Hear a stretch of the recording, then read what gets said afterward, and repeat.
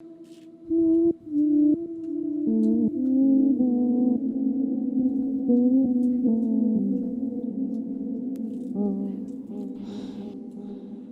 my name is Jeremy, this is Red Means Recording, and before I take all this stuff off the table, I wanted to walk you through what I did for a performance for an ambient track that is out now on this compilation.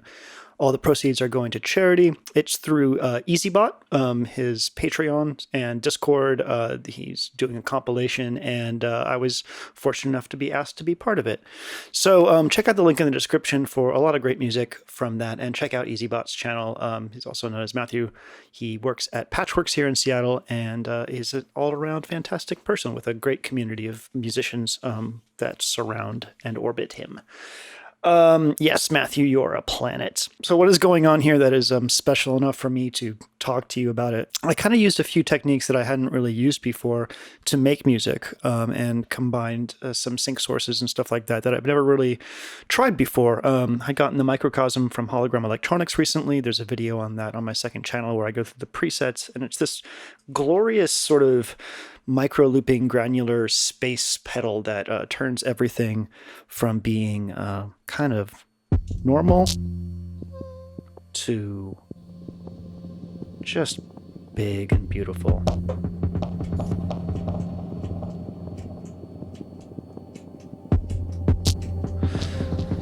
So in order to get all this working, I needed to plug the OP1 into Ableton via USB to get MIDI synced, because I knew that I was going to want to sync all this together. I have the analog heat synced to Ableton via USB as well, right here.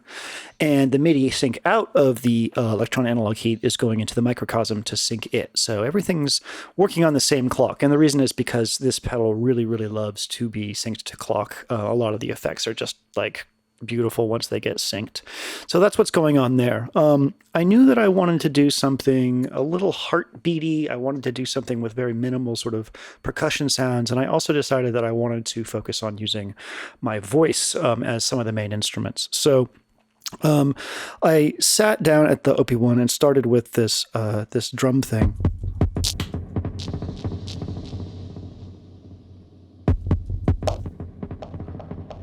Which is just a drum kit, and it just sounded really, really good through this multi-delay pattern patch on the Microcosm. So I actually performed all the way through the tape, doing small variations on this, creating this heartbeat beat, playing some of the other notes up here.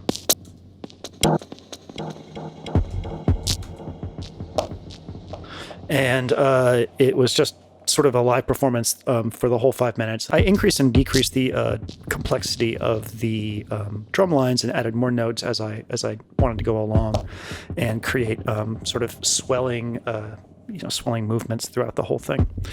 The other drum thing that was added was a sequence, and I started. Let's see if I find the kit real quick. It's this little D-Box kit.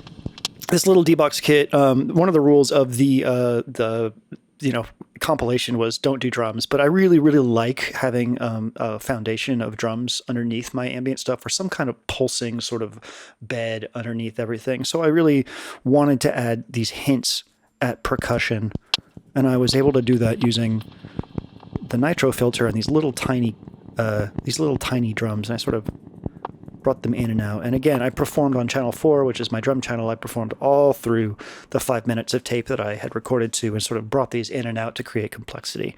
There's a second drum line that has a little bit more hi-hat.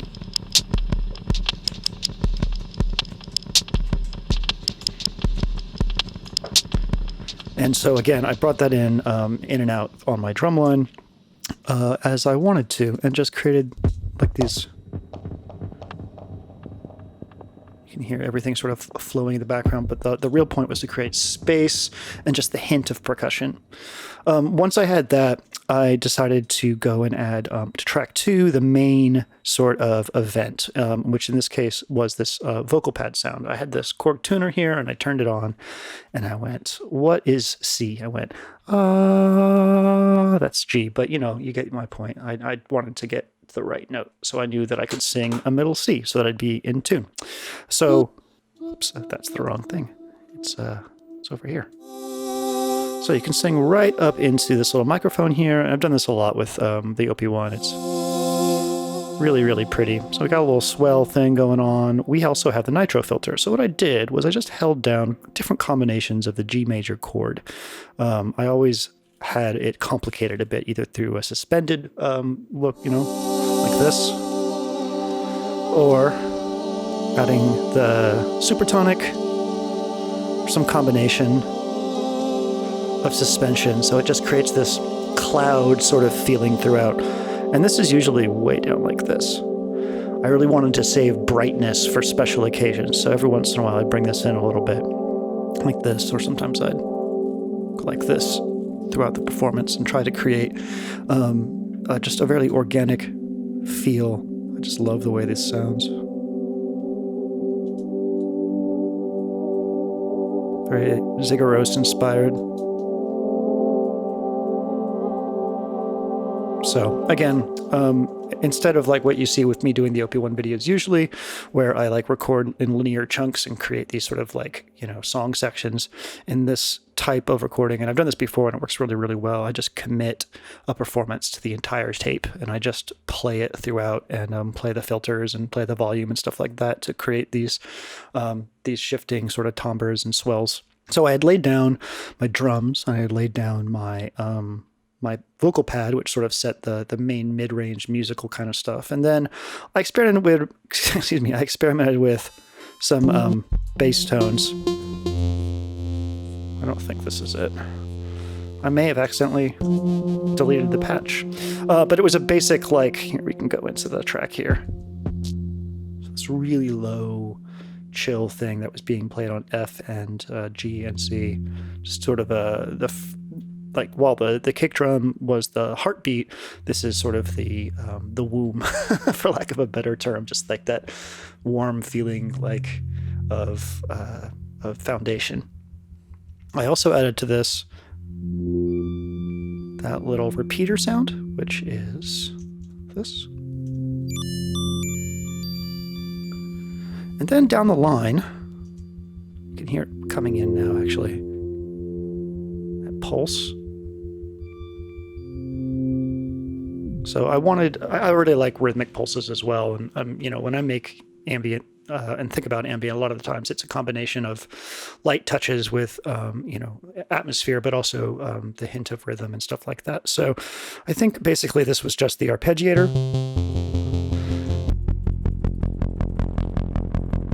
I can bring this in and down and up to create almost that like John Carpenter soundtrack feeling of 80s synth bass, cinematic synth bass kind of thing. So very simple, and I just held this down. If I didn't want to hear any of it, I turned it all the way down, and then otherwise I'd bring it up and have it swell out. So as the piece develops, as you start recording through the tape, you start sort of creating these sections just by the interaction of the individual performance choices.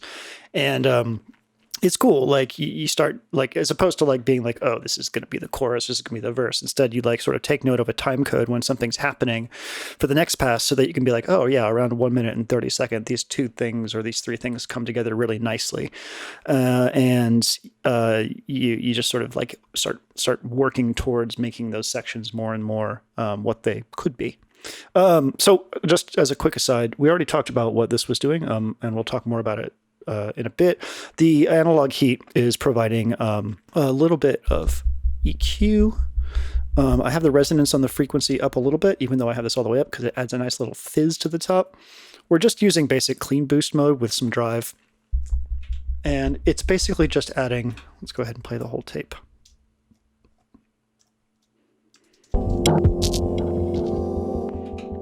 Just adding a clean boost. I knew that I needed to have a MIDI device in here to send clock, and this was sort of the easiest thing. And also I had this out for other projects, so this was providing clock to this and also providing that nice clean boost to everything. I like it. Okay, so we have drums, we have bass, we have that little plinky thing in the bass channel as well, and then we have the sort of rhythmic 16th note thing that was performed. What happens on the top? Well, I had created this sequence and was just kind of shopping it out to different instruments. hear it on channel 1 coming in and out. I kept it really subliminal. All right, so it's actually half that speed. Let's go ahead and turn this to eighth notes. So what I'm doing with this is I'm just holding this down for the whole time. I think I might even turned hold on. So it just played. And then I'm using the volume here to bring it in and out. Up and down, which sounds really nice in context.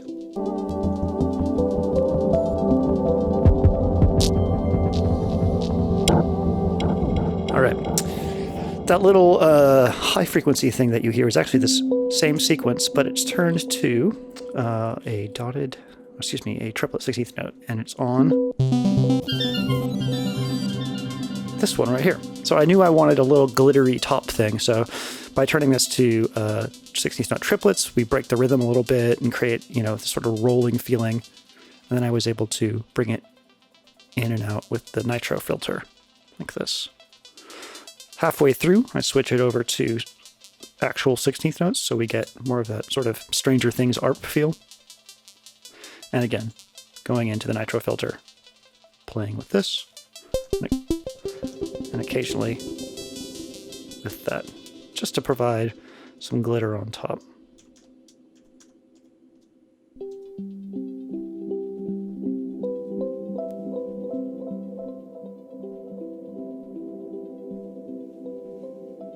A lot of times it's hardly even really noticeable. But in context, it's a very nice top end thing.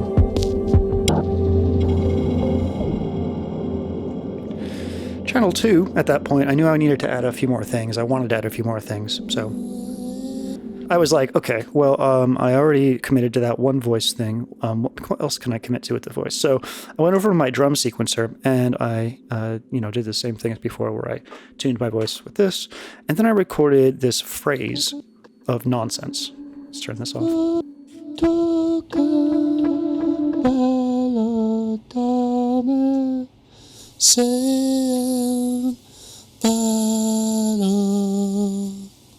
That's it, just some nonsense.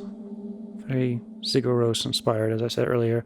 And in the drum sequencer, you can chop it up. And I have a lot of these reversed, just for a little bit more feeling, a little bit more interest.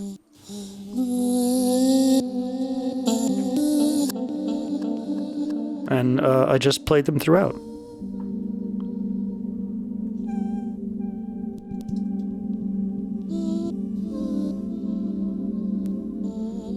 Really, really like some of the older compact ambient works things. I remember there's an ambient artist named Gas, and just a lot of the stuff from the compact ambient collections have been very inspiring to me. And I like these little uses of vocals, little tiny bits of things here and there.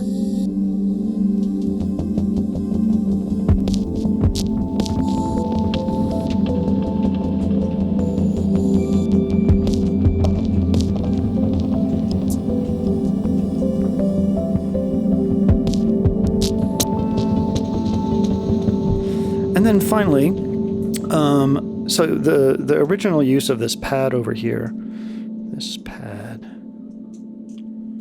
we talked about holding down these notes and keeping it really, really low and subliminal, so it, get this detuned sort of pad thing.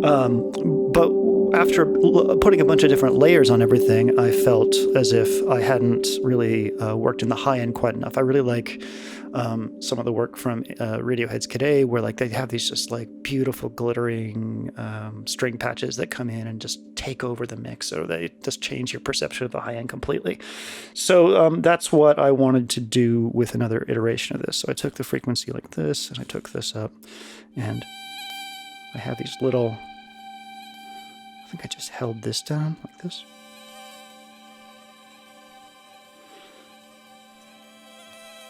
And I had these coming in and out on the top.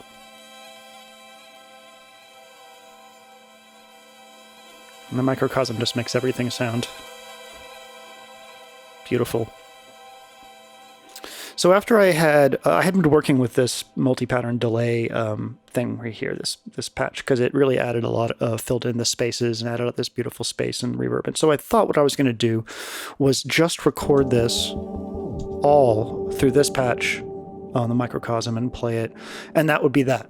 But what I decided to do instead was I isolated each one of these patches. So I started with the drums, make sure I'm not looped. And I went over here and I picked a pattern. I think I used the blocks one for the drums at first. Turn the space down.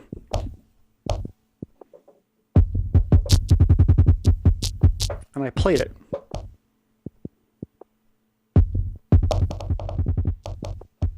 Because I wanted to give each one its sort of own identity.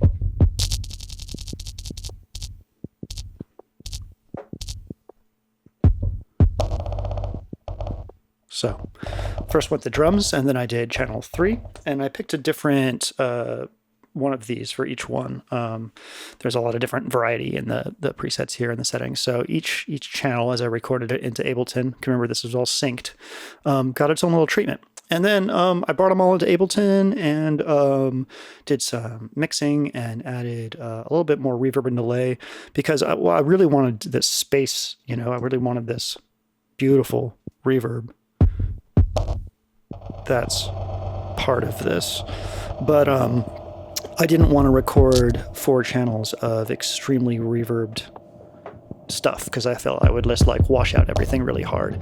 At the end of doing the 4 passes with different presets on this, I did end up recording pass with this mix turned all the way to 100% wet and just like this. So I did get that reverb in the end, and